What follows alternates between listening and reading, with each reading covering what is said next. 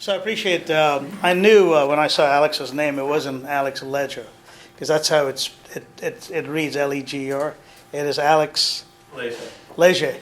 So Alex works for a company called Market Cube, and I'll let him, so I don't butcher it, I guess I'll let him talk about it a little bit. But he asked me to do a presentation on bridging product and vision, basically with project management.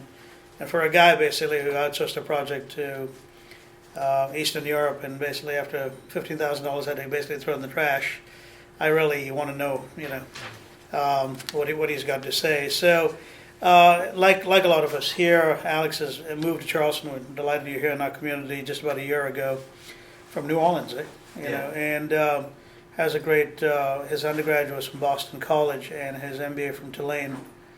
And has a great interest in bridging technology with services. So having said that, I'll let you take it away, Alex. Thank you. Sure.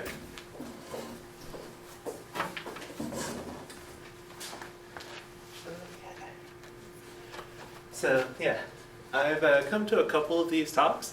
I've always really enjoyed it, the ones that I've been to. And some of the recent ones, somebody asked, how do I get more transparency in the business? Especially around what's been happening on the technology side. So I thought maybe I could step in and help a little bit with that too. My name's Alex Leger. I'm from Market Cube.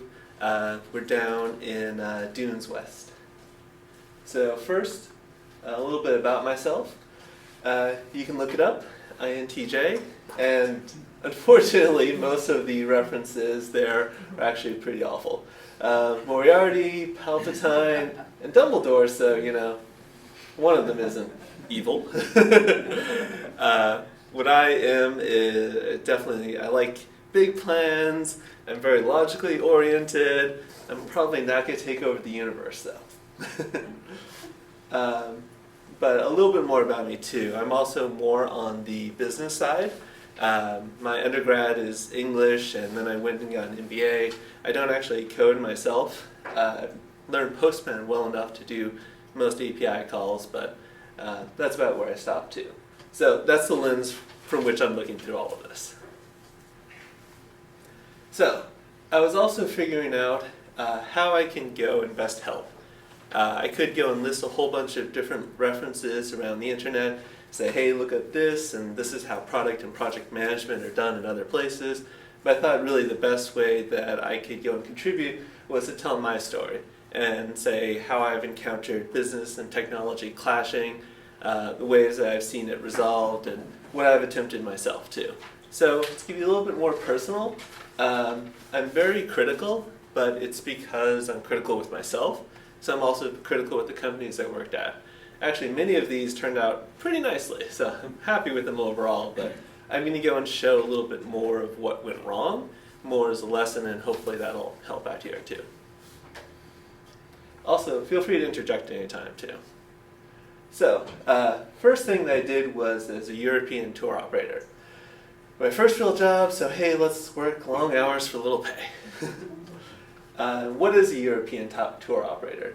It's B2B, it's a luxury market as well. Usually we were selling packages, for instance, somebody wanted to go to Italy. They would do a typical 9-10 night stay where they would go 2 or 3 in Venice, they would go 4 in Florence and explore Tuscany, and then afterwards they would go down to Rome. We sold this because we had a whole bunch of expertise in Europe. And if they want to find the very best hotels, we could go and help them with that. And unfortunately, it was the early 2000s, and we were competing with Expedia, TripAdvisor, all the companies that were up and on the rise. Mostly it tended to be travel agents who had older clients who kept coming to us. People who were resistant against technology, and we were just trying to say how much better we knew Rome than TripAdvisor did. But over time, we kind of lost that one. So, a little bit about the company itself too.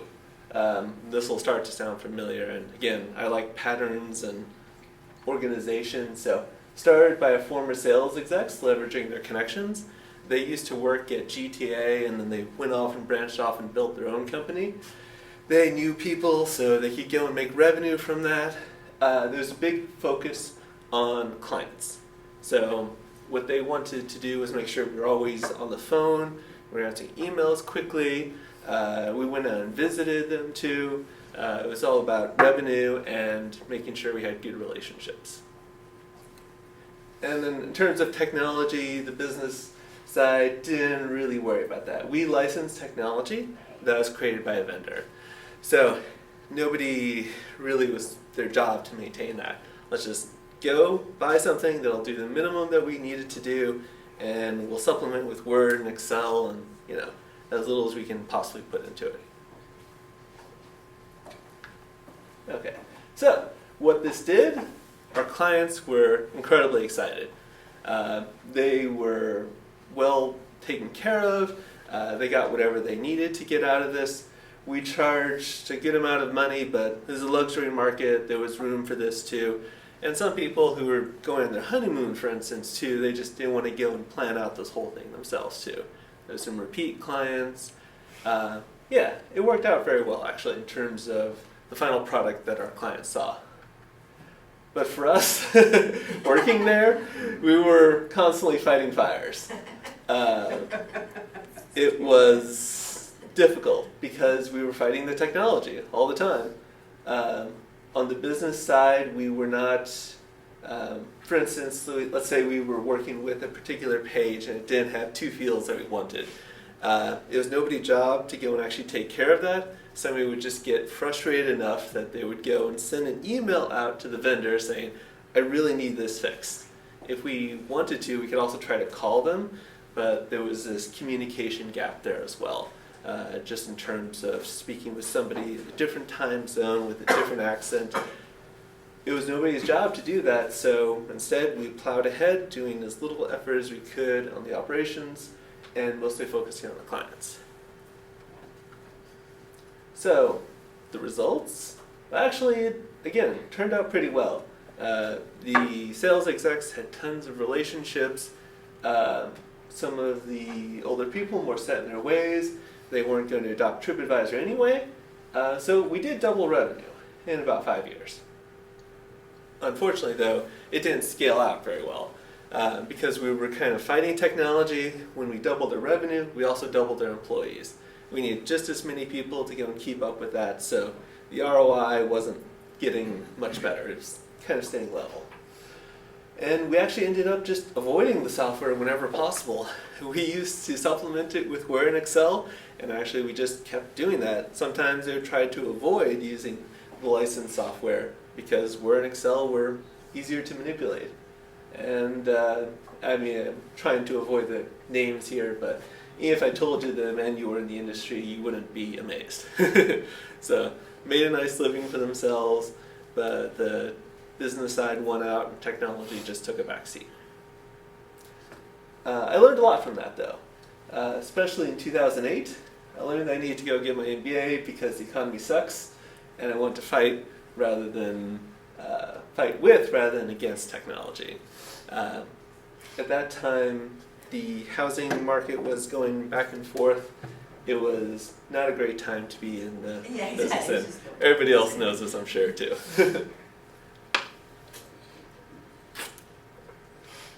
One thing as well, I wanted to go and switch industries. The travel industry is so-so. I wanted to go into an industry that really wanted to adopt technology and to use it, but can get into there at a ground level as well too. So this is when I really started to get more involved with technology. I went to a market research exchange, which is in the ad tech industry actually. So it's related to Google and Yahoo and a couple other of those. So what exactly is the market research exchange? What we had was a technology that we were using as a SaaS model. So we had people who would subscribe to our software, they would pay us X amount per month, and a little bit more based upon how much they use the software too. We were actually going and buying and selling respondents who were taking surveys. So related to ad tech, if you're familiar, it's media buying, it's traffic and clicks. And we were going on a CPA model. We were paying for everybody who went and completed. What it boils down to is it's a web application with a heavy emphasis on APIs. But there's also a service component. Like some product companies, some technology companies, it's actually easier to start with a services offering because you can make some revenue straight up at the very beginning before you have the long-term cycle in which your SaaS model really kicks off. So we supplemented that with services. So, same sort of deal actually though. I thought I was getting into something different, but it actually seems like a former sales exec leveraging his connections. The culture was mostly focused on relationship with clients. The real difference is that we outsource the creation of the software to a vendor. So at this point we own the technology. It wasn't something that we were licensing, but again, the business side was sort of winning. And by winning, they were just trampling over the technology. In some cases, we were actually putting aside the technology that we were building to use somebody else's that we were licensing because that was just more efficient. Ultimately, the focus was we need to keep our clients happy. So, the frustration over the software just sort of built up. Sure, you may be familiar with some of these or heard about them. We would say, okay, when is this feature going to come out? If it was within a day, that usually would work out from the business side. If it was within a week, it might not deliver until a year. We didn't know when it was going to happen. Sometimes faster, but not reliably. There was no real person who was in charge of the product again, too. It was handled a little bit in consensus. Some strange circumstances with that too. The CEO actually had to go on paternity leave pretty early within the company's onset. So we had 2 or 3 of us who were in charge of the product. We also went and treated our developers as an external source. So there was nobody there who was really speaking up for the developers and trying to go and make the business side see what the technology side is doing and vice versa. It was mostly just based upon the business frustration. So if we hit a bug, it was the developer's fault. If we went and asked for something that was contrary to what we asked before, well, it made sense. That was what we needed. We didn't bother with documentation either. So as the product got increasingly complex over time, it just became harder and harder to use too. And lastly, there was no real dedicated support even as we were going into the SaaS model. So we had a very complicated thing and many people who were half working on it. At that point, I kind of thought it might be a little bit like the other company that I had joined as well. And I was kind of wondering how we were going to get out of this. So at this point, actually one of my friends from the MBA school and me joined up and we said, okay, we're going to go create a plan for this. And hopefully we're going to make the company and transform into something better. We divided it up, myself and my friend Vignesh, into external and internal in terms of how we're going to go and bridge the gap. There's actually enough for us to do there that we could easily split it up. On my side, I would work with the client's developers. So oftentimes they were using our APIs and they needed support on that too. Even the external technology needed some help with this. Just to go and say two different levels really. One is just which parameters to send across and some technical troubleshooting, but also why to use this endpoint versus that endpoint, in what order, what frequency, and what was the business case behind it.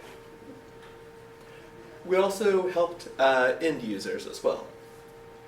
There needed to be somebody who would understand what the technology was and why to use it as well, not just simple documentation, which we finally actually got to as well. That was another thing that we were dedicated to. We also organized the stakeholders.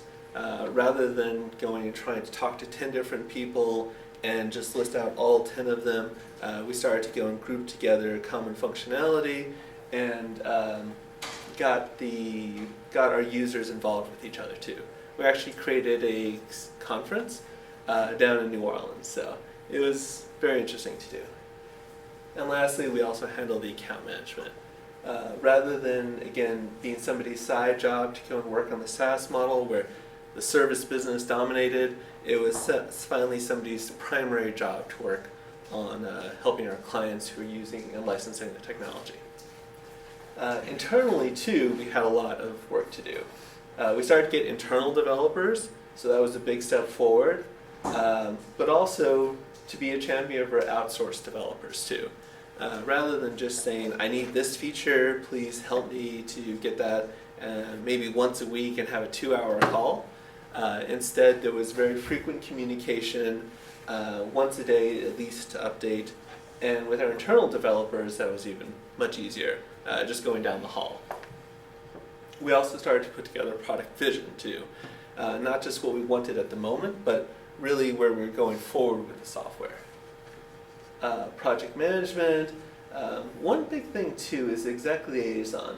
It all really depends upon the size of the company that you're going for too, which one of these are going to start applying to. But once you start getting to a 50-person plus company, and you might have 2 or 3 executives who become very busy, it's really good to go and keep them into the loop too. Even having that as a dedicated role is important. And lastly, just changing our culture as well. So instead of saying our clients are the most important thing, sometimes actually our product is important as well.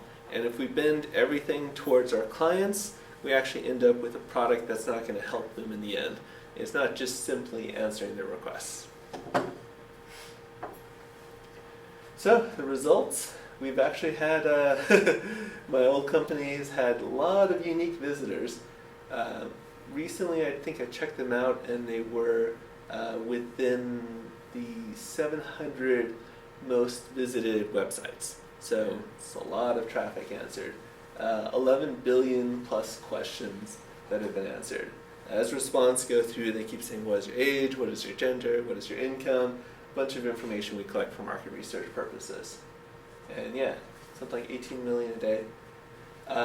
We got past that point where everybody was frustrated with the software and then was actually actively behind it. We were organizing our thoughts, and there was good internal and external communication. It could also have been some other factors as well, but for my purposes, I'll say it was myself and Vignesh. One thing I learned too from the company is that we broke down external and internal, and we created 2 different departments in the end, but we actually ended up fighting a lot over that because they had 2 separate goals, where the internal one was, let's go and maintain our developers, make them happy, give them enough time to go and complete everything as well. Our external division was all about, we need these features now, we promise it to a client, so we need to go and deliver this as well. Having them under 2 different departments led us to have conflicts as well. And it wasn't so much a vision of what is always best for the product, sometimes it's what was best for the department. It was a learning experience as well. And that finally takes me to where I am right now. And I moved from New Orleans, but we're still getting hurricanes. Hope everybody else has been okay from this too. I do really actually like Market Cube. I'm not going to go and push them too much, but they are a little bit different in that it was a researcher, an engineer, somebody from ops, and a sales exec who banded together to go and create this company. So as opposed to just being just on the sales side and pushing a very client-friendly culture, it was actually focused on operations. Different in my experience from many others I've worked with, especially in my industry. You may have had different experience, of course. We actually kind of joke that the sales was outsourced to the US.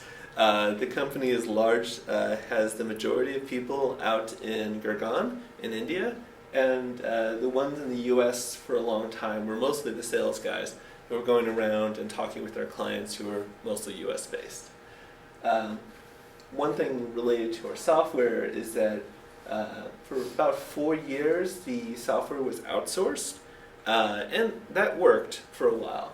At some point, they decided to invest more money to go from being just a market research company to at least technology adjacent, if not leaning towards an actual technology company, full-on technology company. So we got 9 developers and 1 QA. The problem with that is that we had 9 developers and 1 QA, but we didn't have a bridge between the developers and the business side. So, kind of the same slide, the frustration over the software started to mount.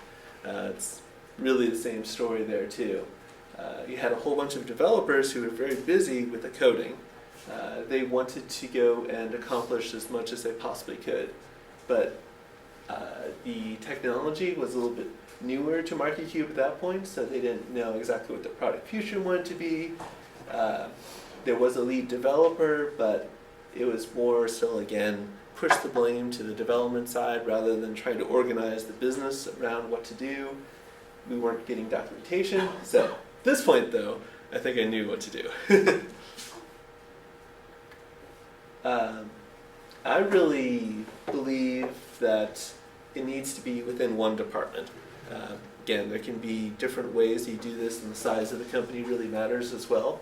But I believe you can go and put product, project, and support in one sort of department, maybe break it out amongst jobs, but I actually like the approach of deeper rather than wide. So if one person owns one product, they do as much as they possibly can for that product, including the project management, the product management, and support.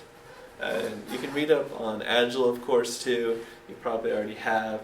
And they have some pretty strong views about calling nobody a project manager. Instead, going and say there's a product and a scrum master and the rest. But I think it's important to recognize that it is a role that somebody needs to play. And because I'm organizational and I like 3 lists, the first one, product, what I found is that they need to go and create exact specifications. One thing that was breaking down on the business side always was just having an hour or 2 call, trying to go and vent everything, top of the mind, and say what you want to do. It's so much better to write it down, especially if there's somebody in a different country. It allows them to have the time to read through it. The developers want to go and have something solid. It also provides a sort of contract for what is being developed at that point. So something written down and specified is key. There's a lot of communication actually that ends up happening too. There's meetings that should be attended to.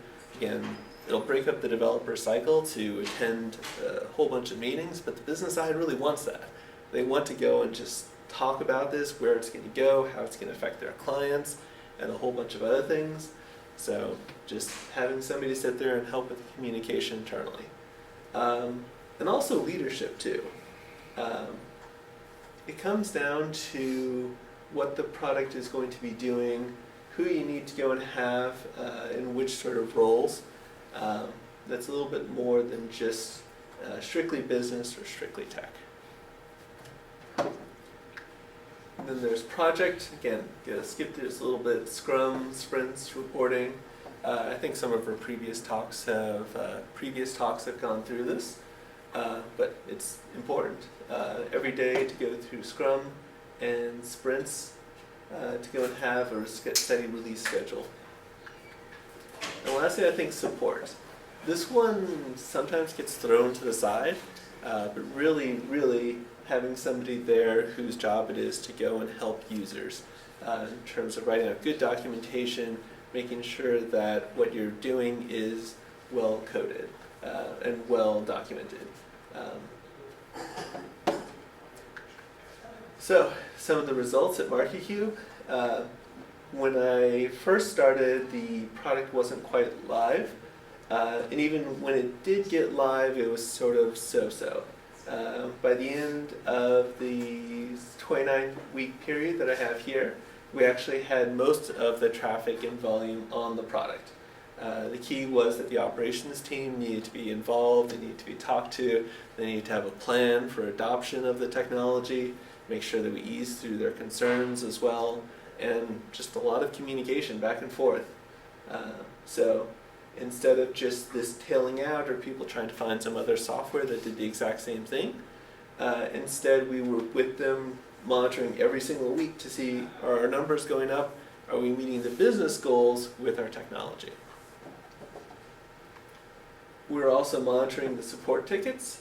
This is actually a good thing. So one of the things you might think is, oh no, we have a whole bunch of tickets coming in, that's bad. That actually means the communication channels are open, at the very least. You could actually have a bunch of bugs, and around week 17, 18, we had a major release that caused some issues. But at least it means that people are bothering to go and talk about it. There's somebody listening to them, and they feel it's an effective turnaround. So something else you should monitor is, are you actually having feedback? Even if it's positive, even if it's negative, you have to have some feedback. We had a regular influx of stories. So not having just, again, a 2-hour call, but writing down specifications, putting it into, I think we've talked about Pivotal Tracker before, some other top software to go and monitor the process. And lastly, one of the things was APIs. This industry that I'm in is heavily focused on getting integrations with external partners. So it can be done in a couple ways, but one was APIs. So we monitored that as a business goal. And we pushed ahead with our developers. We went and wrote out again specifications and followed through. So it was halfway through July, but the trend was up and to the right. So that's actually it for me. I think I ran fast, but do you guys have any questions or any stories you want to run through as well? Alex, I'll add to it.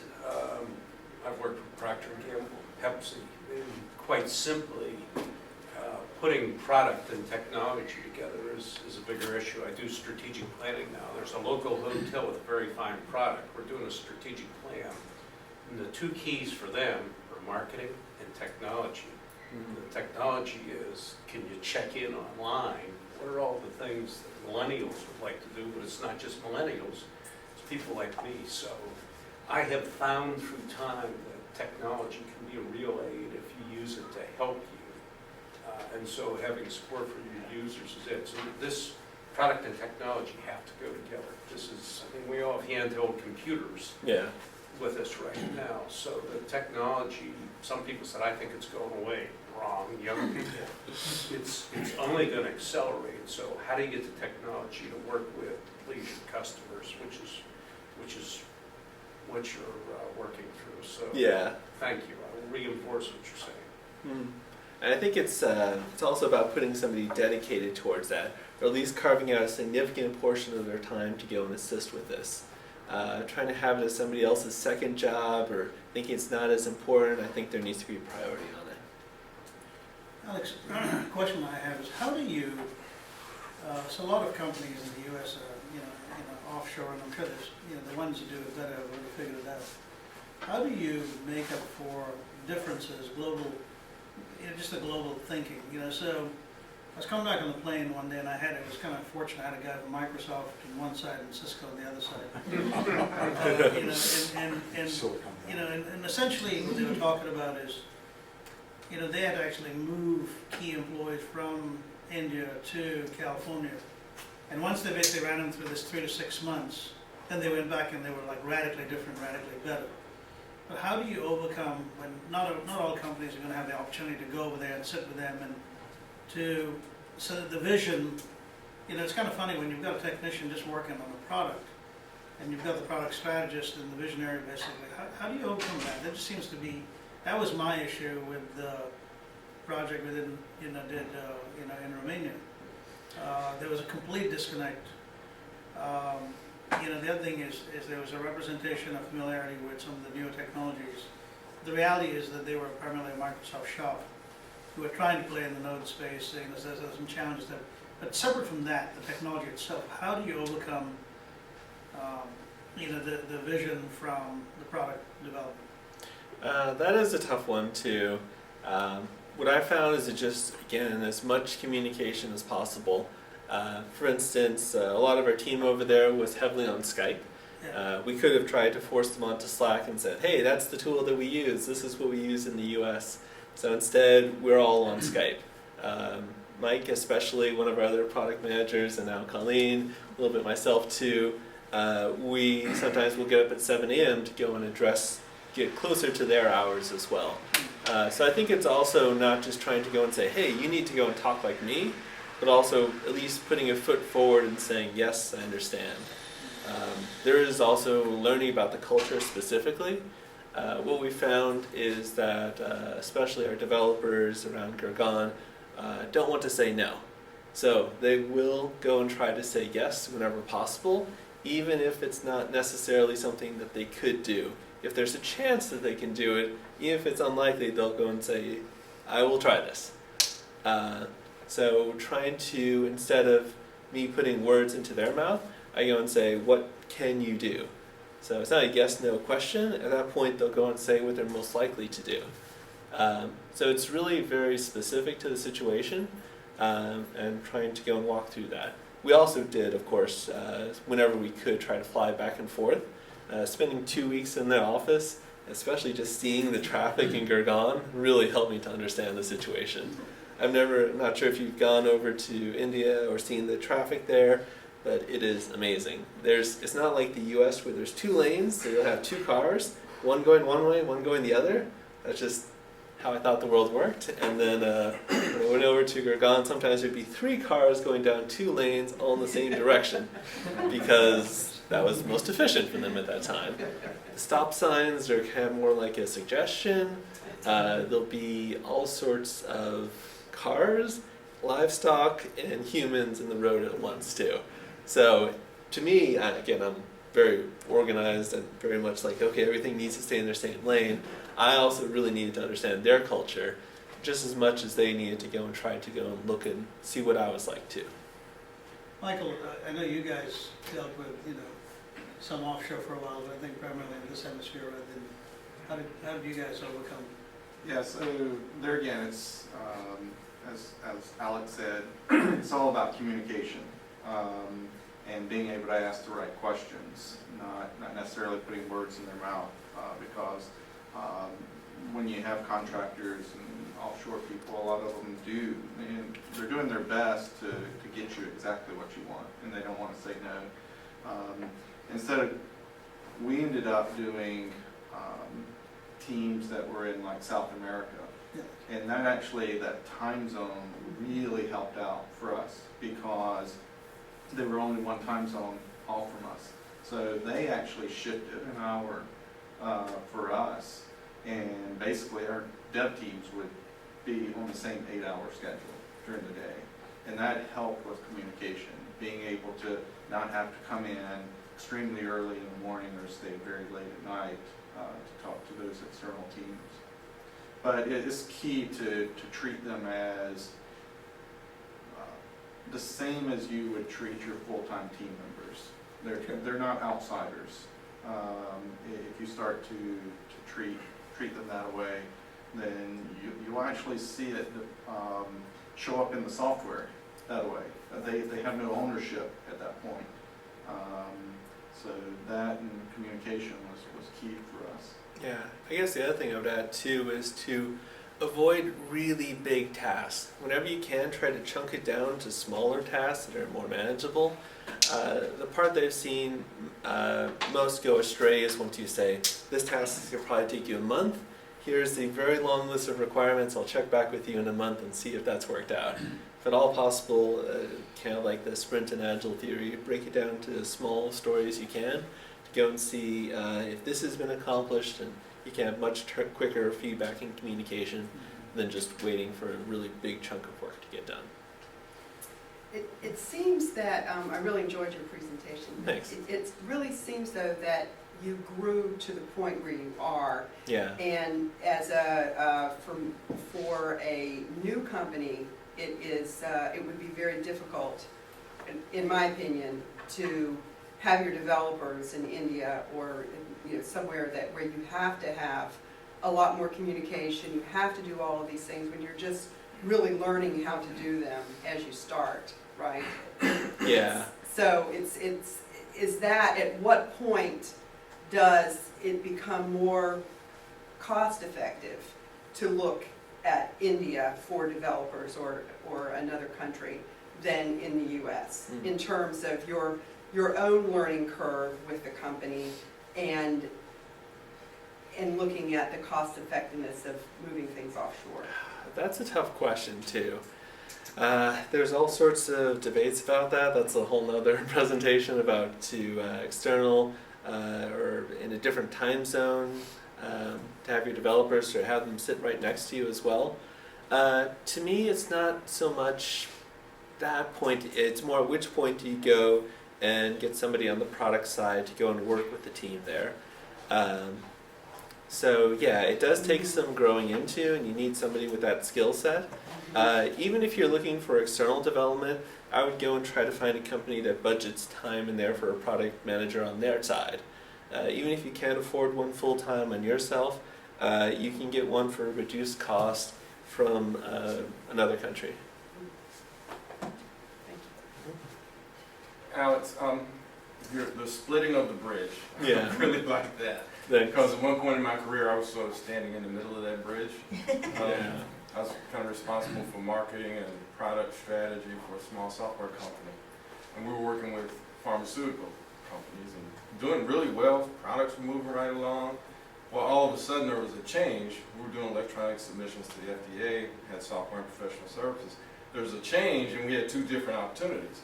One was for customers for new software. The other was for the regulatory authorities to evaluate that software. Yeah. And all of a sudden we realized that we had the bridge, and there were two sides to the bridge, and we really struggled with not splitting the bridge. As a matter of fact, we kind of did split the bridge. One on one side and lost on the other side, where we could have actually went on both sides. And the roles you identified as kind of the way to avoid that, we never got to that, but have you seen that has helped you not or avoid splitting the bridge? I mean, you may not be able to totally avoid it, but has that helped in what you've seen? That's why, again, I like people to go deeper, to kind of own the whole process. The real goal, and that's why I still call it product management, is to go and have a successful product. There's all sorts of different things you can go and decide. Am I going to go and benefit this side or that side this time too? But the ultimate goal has to be, what is your return on investment? What's best for the company overall? And not just get an ego about it. So if you're fighting with somebody else, it's very easy to just start putting up defenses. But if you're fighting with yourself, maybe you do a little bit more introspection. That's what I'm hoping happens. And one of the things too was that some of the developers, I mean, this was their baby. Exactly. It Yeah. wasn't just ego, it was, this is my child that you're talking about. Yes. Yeah. And it's just it's really hard to let that go too, especially if you have two different people who are competing and they're each trying to go and win favors. It becomes nasty for somewhat no reason. Yeah. Yes. Yeah, I thought it was interesting how you described the status of the companies that you were at based on whether you were insourcing or outsourcing certain things and what the priorities were for the company. Was it the clients or was it the product? And then at some point you said that for a moment things were technology adjacent.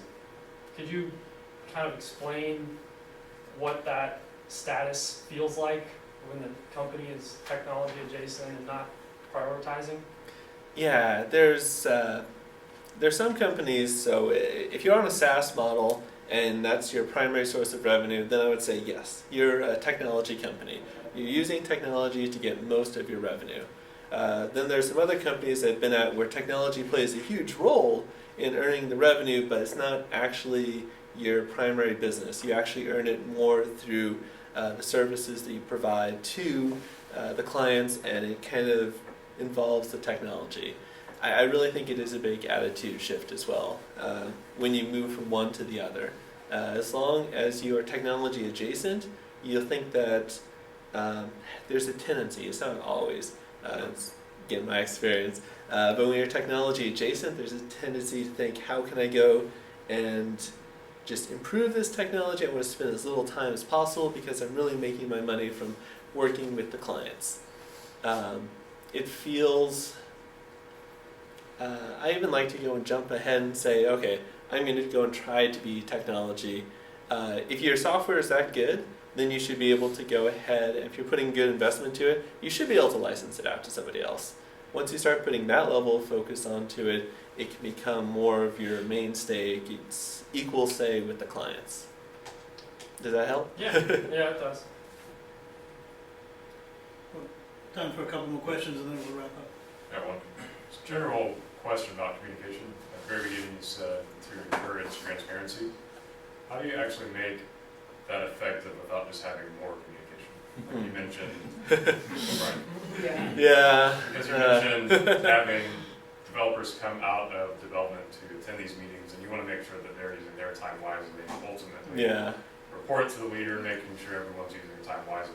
So how do you encourage that transparency while making it effective? That's where there's a whole bunch of tools and technology out there. I think somebody a few sessions back mentioned Pivotal Tracker.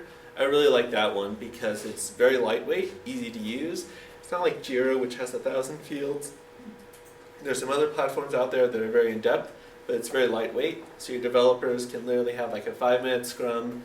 The product manager gets the updates, can update Jira, and then you can have your executive team have a login to update Pivotal, and then they can log into Pivotal Tracker and see exactly what's happening without having to go and have an hour-long conversation with the developers about where it's at and how it affects the rest of the queue.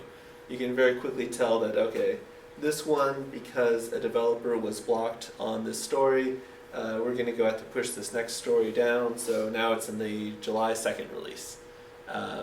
Provides an easy answer without a long conversation.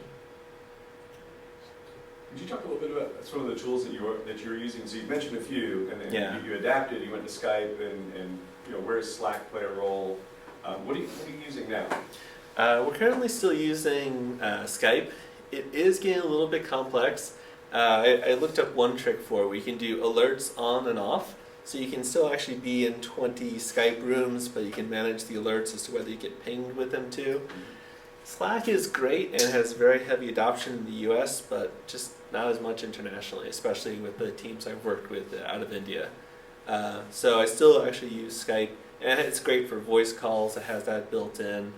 Zendesk I use for external users as well as internal users. The ones who are just actually in the system itself, it's great for keeping track of everything that's incoming while separating it out for Pivotal Tracker. So Zendesk is like, I push this button, it's not working. You don't necessarily want to push that in front of a developer. You probably want to have your team QA it first, at least take a look at it, and then push it forward. Especially if somebody has a request, I want this button to do everything. You do not want to go and confuse the entire team with that request. So I use the Zendesk as kind of a filter and tracking the system, and then afterwards push it to Pivotal once it's real, it's fleshed out, it's spec'd.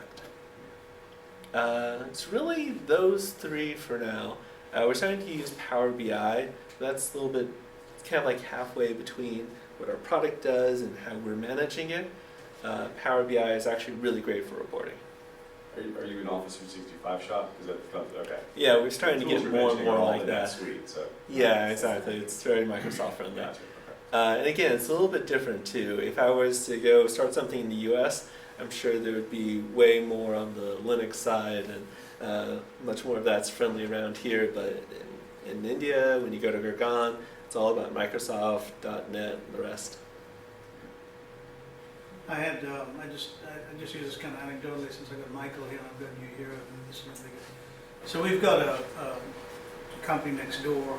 The CEO is based up in Connecticut, and he comes down every 2 weeks. They raised $16 million, but they just closed another $10 million round, so on top of their 6. And it was interesting, the conversation basically about how the engineers, and he's got a team of really high quality engineers from machine learning, to postdoc, from Berkeley, working on this product, which is essentially to replace a bench top, in medical research with a desktop. So you can just imagine the amount of volume of data they're churning through for, cancer research and that kind of thing. One of the things that he said to me was, and this is the epitome of this conversation, the business. He says, "Gosh, it is really difficult to communicate with the engineers who want to do this. You know, the engineers just have this mindset of this is what we're going to do." And he says, "This is what matters to me because I'm thinking about my end client, which are the researchers and that kind of thing." And so I just want you guys to just kind of talk to. I mean, communication. It seems that communication is the key, but it just seems to be this, and he didn't appear to be frustrated when he said it, but he just said it's just becoming increasingly challenging, especially with more and more tools on the development side coming to market. Before it was, hey, we're going to use the Microsoft platform, everybody's happy. Now it's just, and I'm seeing a lot of the development community now start to gravitate to, essentially they've gone from programming to becoming assemblers. They're bolting on different tools.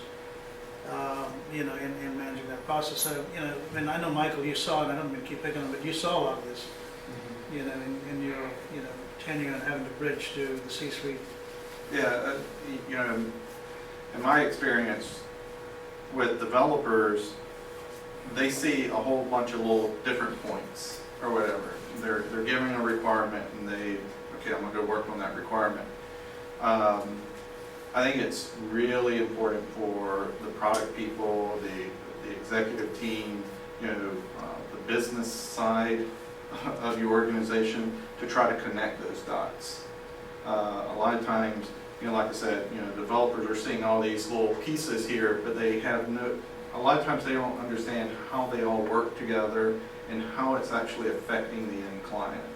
So to be able to sit there and say, I got these 5 or 6 different things, here's how they're all going to operate together, and then here's how the client's going to use them, and then here's how it's benefiting the client. I always found those discussions were very helpful for development teams. The one thing I'd add too is, you probably heard this too, but the fail fast thing. Yes. It's actually okay to go and try out new technologies, but not to go and spend a year in development to go and see if this is going to work. If you can spend a day or two to use a trial version, something that'll get you faster there, and then see if it's going to work, then it'll be easier to go and tell the team, well, we tried this and it didn't work out. Well, Alex, I certainly appreciate, as you all know, these presentations are made available online on Monday, and we'll kind of push a note back out to you guys. But I certainly thank you, for taking the time, come in and talk to us about this, and it's a relevant topic. Just from a housekeeping thing, a couple of things. We've got the Quarter Bash next week, which is an event free to members and non-members. It's a $35 charge, which is from 5 to 8 next Thursday. Ahead of that, we have 2 talks in our Code Talk series on machine learning and augmented reality. So if you interested, there's only 4 tickets I think left for that event out of 32. So feel free to sign up, and I'll do it quickly if you guys are interested in coming out to that. But I certainly appreciate it. Any feedback, send to Fridays@charlestondigitalcorp.com, and any suggestions for topics and such. But certainly, once again, appreciate all of you guys coming out today. Thank you.